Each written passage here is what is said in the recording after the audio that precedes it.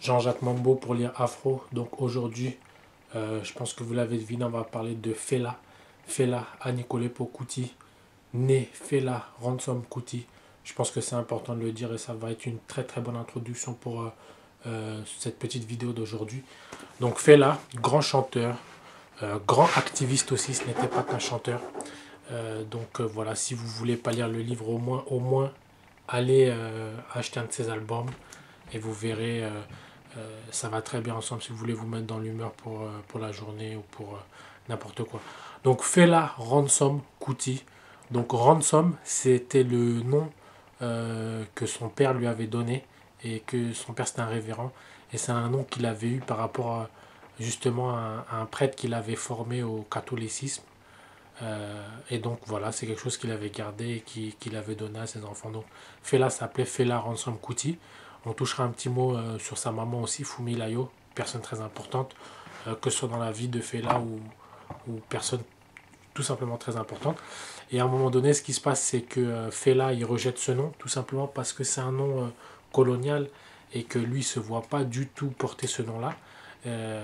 Fela, donc c'est un Nigérien, un Yoruba, et d'ailleurs, il explique dans le livre que le nom, c'est quelque chose de très important dans sa culture. Il y a même une cérémonie qui se fait pour donner le nom aux enfants. Donc voilà, lui, c'est quelque chose qu'il a rejeté pour prendre le nom de Anikulapo. Anikulapo. Donc Anikulapo, ça veut dire en fait celui qui porte la mort dans sa poche. Donc vraiment, c'est un nom très très très significatif. C'est-à-dire que en fait, il n'avait pas, c'est-à-dire que la mort ne l'effrayait pas, quoi. Il marchait avec la mort dans sa poche. Tout simplement pourquoi, et vous le verrez, ça c'est aussi une des anecdotes que vous trouverez dans le livre dès le début. Il dit qu'il est né 2 fois, d'accord. Donc j'en dirai pas plus, vraiment, allez regarder, allez lire le livre, vous verrez comment ça se fait qu'il dit qu'il est né 2 fois. Voilà, il est né 2 fois. Ça, c'est vraiment une très très bonne histoire. Donc, tout simplement pour faire court, je pense que la meilleure façon d'introduire ce livre et de parler du personnage, c'est de raconter quelques histoires que vous trouverez dans les livres. En tout cas, donner des petites bribes comme ça. Donc, et aussi pour dire que Fela, c'était pas seulement un musicien de génie, un musicien, vraiment un génie de la musique, mais c'était aussi un activiste. Et ce qu'il faut savoir, c'est que c'est-à-dire que l'activisme, c'est pas quelque chose d'inné. C'est pas quelque chose avec laquelle il est né. C'est quelque chose qui a grandi. C'est en lui. Et surtout, il y a un carrefour de sa vie. Il a rencontré une femme, Sandra. D'ailleurs, il me semble qu'il a fait une chanson pour elle. Sandra. Donc, c'est une femme qu'il rencontre en 1969 aux États-Unis, à Los Angeles, alors qu'il était aux États-Unis en train d'essayer de se faire un nom dans la musique. Et à un moment donné, il rencontre cette femme et tout simplement, c'est une femme qui pensait qu'elle allait en apprendre. C'est une femme noire américaine, activiste aussi. Elle était dans les mouvements de. Ça, c'est ma fille. Elle était dans les mouvements de droits civiques. Et donc, à ce moment-là, il la rencontre et elle pensait à cette époque-là qu'elle allait en apprendre beaucoup sur son africanité par rapport à Fela. Et en fait, c'est elle qui va apprendre à Fela beaucoup de choses sur lui-même, puisque elle a étudié, si vous voulez, on peut dire le continent africain, mais ou l'histoire africaine, mais si vous voulez, peut-être plus de manière académique, plutôt que d'être né là-bas et d'avoir vécu là-bas, et ainsi de suite. Et c'est elle, par exemple, qui lui montre, qui lui apprend, enfin, qui lui montre que voilà, quoi, l'activisme, c'est quelque chose de tous les jours, qui se vit tous les jours. Ne serait-ce que là, par exemple, on voit Fela. Fela, quand il rentre en scène, il rentre en scène avec les 2 bras levés, comme ça, point fermé. Donc ça, tout simplement, ça vient du Black Panthers, vous savez, le poing en l'air comme ça. C'est elle qui lui a montré ça et c'est elle qui lui a expliqué la signification de cela. Donc c'est quand même très fort. Ça, c'est quelque chose qu'il apprend d'elle, quoi. Donc c'est elle qui lui apprend à être quelque part un activiste et à regarder comment est-ce que eux déjà les Noirs aux États-Unis, ils souffrent de la ségrégation, hein, parce qu'à cette époque-là, il y avait quand même beaucoup de ségrégation là-bas. Donc voilà, ça c'est pour la petite histoire. Donc Sandra, c'est une femme qui vraiment va changer la manière dont Fela réfléchit. C'est-à-dire que par exemple, pendant les rallyes, pendant les démonstrations, lui, il va voir de ses yeux que les gars, ils se font maltraiter pour la simple et bonne raison qu'ils sont noirs, hein, c'est pas pour autre chose. Donc lui, il se dit, mais attends, comment une petite femme comme ça, elle va dans la rue, elle va protester, elle va manifester, on l'attrape, on la met en prison, elle est là, elle se bat pour ses droits, et voilà quoi, elle se laisse vraiment pas faire. Et donc ça le choque, il se dit, mais attends, comment une petite femme comme ça, elle se bat pour ses droits, tu vois. Donc ça lui a changé complètement sa mentalité. Et c'est à partir de là que ensuite, bon, quand il rentre après au Nigeria, c'est à partir de là que, avec son groupe, il se dit qu'en fait, il va utiliser sa musique comme une arme, parce que son slogan c'était Music is the weapon. Donc c'est à partir de là qu'il utilise sa musique pour lancer vraiment des vrais messages. Et ce qu'il faut dire aussi, c'est que Fela, c'est important de le dire que c'est vraiment l'inventeur d'un courant, d'un genre musical. Donc, bon, l'afrobeat, aujourd'hui, il y a beaucoup de musique afro qui sortent et tout. Et ben, tous ces gens-là qui font ce genre de musique, musicalement parlant, sont des enfants de Fela. Ça, je pense que c'est très important de le dire. Ce sont des enfants et des petits-enfants même de Fela. Hein. S'il n'y avait pas eu Fela au jour d'aujourd'hui, ben, ces gars-là, ils ne seraient pas là. Donc, c'est super important de le dire. Donc, il faisait aussi donc, de la musique à sens.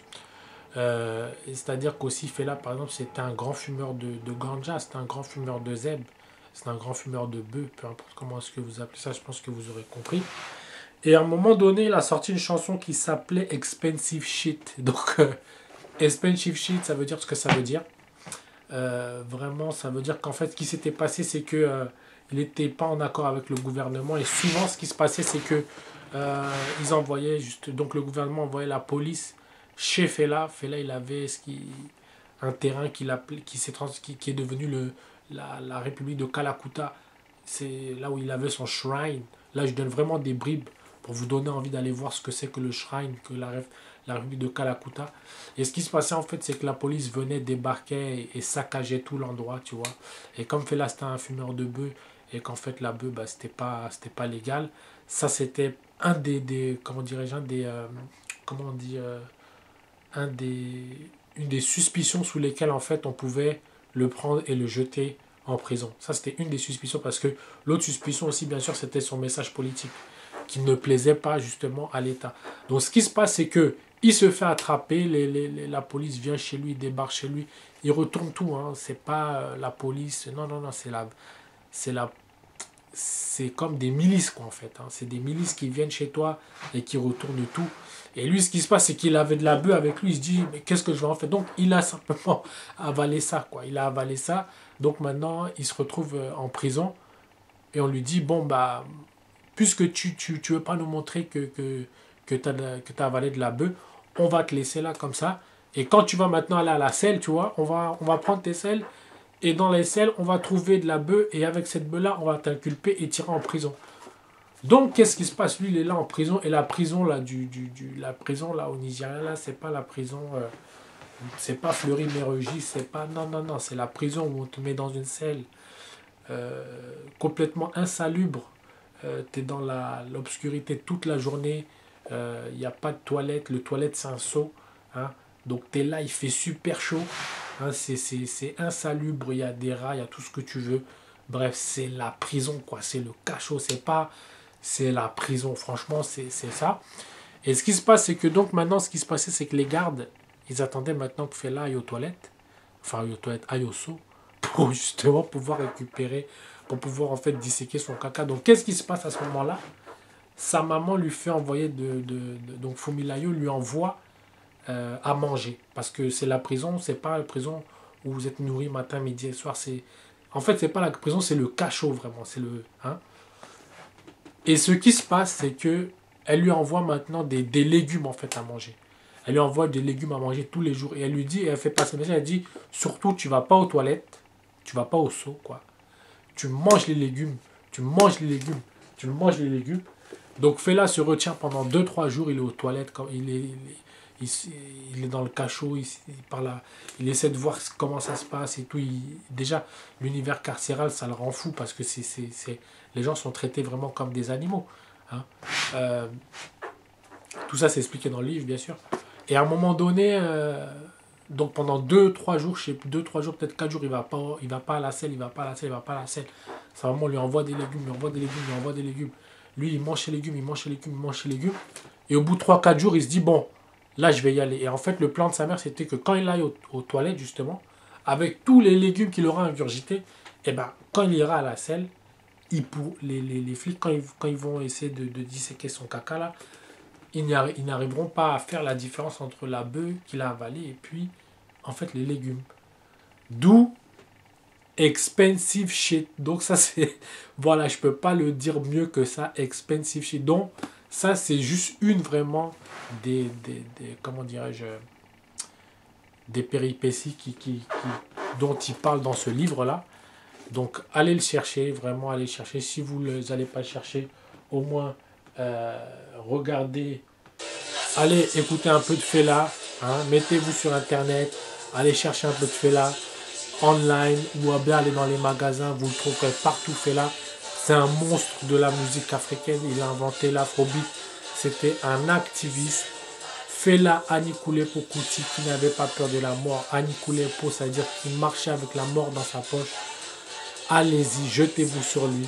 Moi, ça fait pas longtemps que je me suis jeté sur Fela. Une fois que vous commencez Fela, après, il n'y a plus de retour. Donc, c'est vraiment quelqu'un à connaître, à rechercher, à aller voir. Donc, voilà.